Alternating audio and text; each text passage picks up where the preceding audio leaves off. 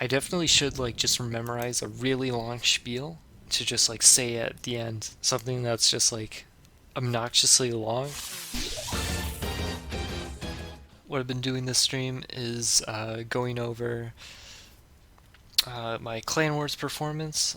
For those that don't know, I'm part of the 1% clan, and recently, this past Saturday, um, Clan Wars Season 6 Top 4 was played, um, of 1% versus Dueling Taiwan clans and Bricks and Potatoes versus Shadow Game Links clans.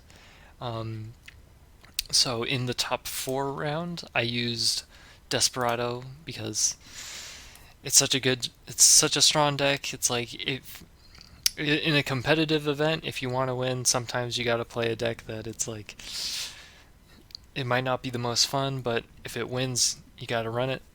So um, this is what I ran. Some interesting things to note is that I ran two Machina Gear Frame just because it's really good normal summon and it searches Machina Fortress. Another thing you might notice is that I'm not running Arcana Force Temperance. I know a lot of people will opt to run Temperance. However, for this event, I opted to go for a Blowback Dragon because I think Temperance doesn't really win a lot of games. It'll like make you lose later, if that makes sense. Like the idea of your cards is should be to win the game, not to not lose. And it's like Temperance, it's not really winning you games, it's just making it so that you lose later in the game. So I opted to remove it and instead run Blowback Dragon because Blowback Dragon is pretty good against back row decks such as like Invoked. In longer games, you'll generally have points where they might floodgate one of your monsters, so tributing for a blowback dragon and then trying to hit back row or at least force back row with the blowback effect is pretty good. Um, for side deck, I went for two Lancias because um, it's just a really strong card against any kind of invoked deck. I went one Necro Valley because it's good against graveyard strategies. Should be like no surprise. Necro Valley. Um, it comes up like randomly against certain decks, and sometimes you need it. So having it is nice. One Zombie World because Zombie World is very strong against Noble Knights. System down, it's good in the mirror match, and then I cited two Needle Sealing because Needle Sealing is just really strong against Blackwing's punishing really heavy board presence. And Blackwings is one of your harder matchups, so having two Needle Sealing is pretty important for that. Then for Grand Finals, unfortunately, my clan didn't win, but in Grand Finals, I ran Blue Eyes. Um, there's nothing too crazy about this build other than, I guess, the Treacherous. So the Treacherous was a recommendation from one of my teammates, and Treacherous definitely did help me some of the games, but overall, I think it was unfortunate that we didn't win the match. I think I maybe could have. There's an argument to be made that I could have played a different deck, of course, and then I think a different deck could have performed a little better. But I'm not. Can't be too bad about it. It still performed as well as you can like reasonably expect from Blue Eyes. Um, and then in the side, I had Master with Eyes of Blue because Master with Eyes of Blue is really good at looping or reviving Dragon Spirit of White from the graveyard, and Dragon Spirit of White banishing multiple back row is pretty good against invoked decks. Necro Valley because it's really strong against, once again, graveyard based decks like Witchcrafter. Two system down for Desperado, and then a Shadow Imprisoning Mirror for just general decks that use dark monsters like Black Queens, Invoked, and a Raigeki Break as like just a general removal card. Um, I think I covered everything. Am I forgetting anything? Something else I want to highlight is that Witchcrafter actually performed pretty well in the Clan Wars top four and um, grand finals.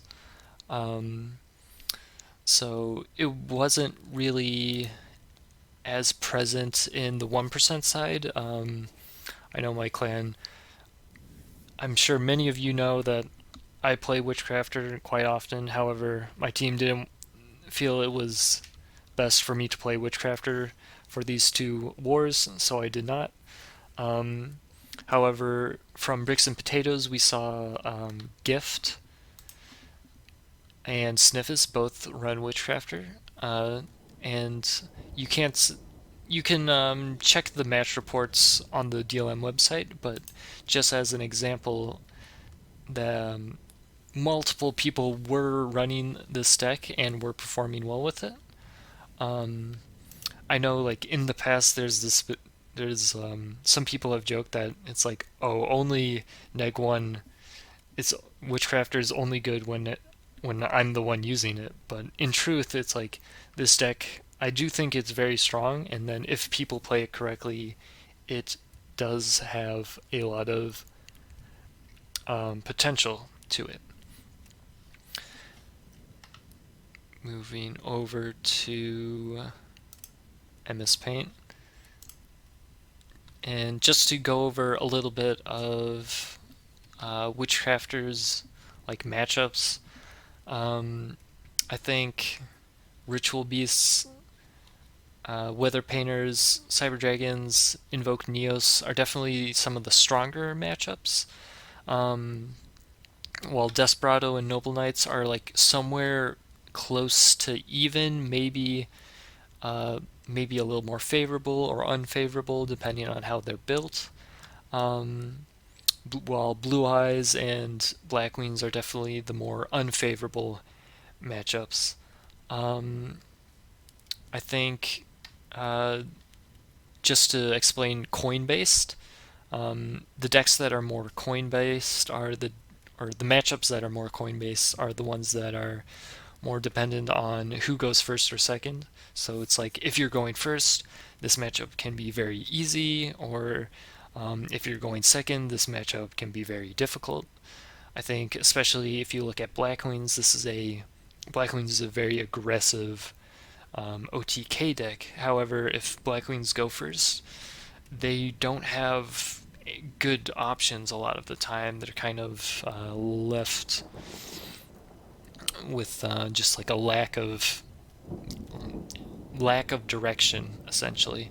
Um, so Blackwings are definitely an unfavorable matchup.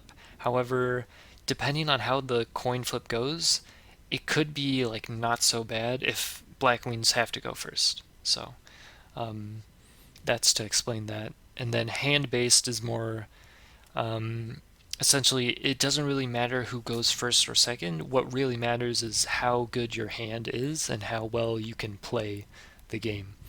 And generally, you'll see Weather Painters and Ritual Beasts, like these matchups, it doesn't really matter who's going first or who's going second.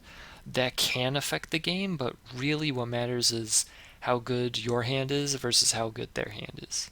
So that is my general thoughts on the Witchcrafter matchups.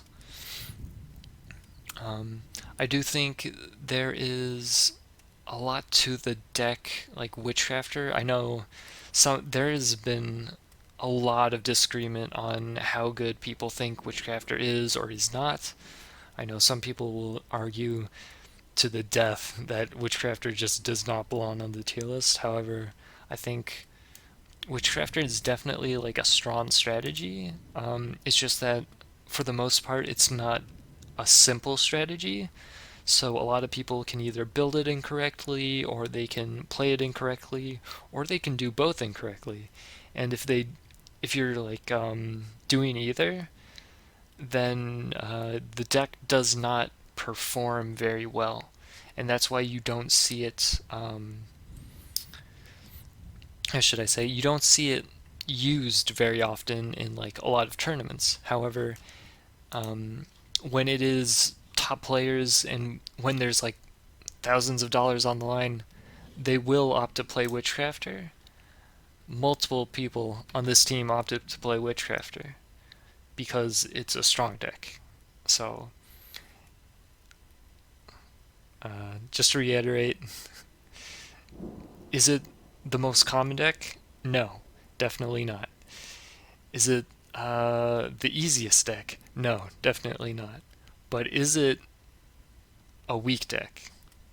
No, definitely not.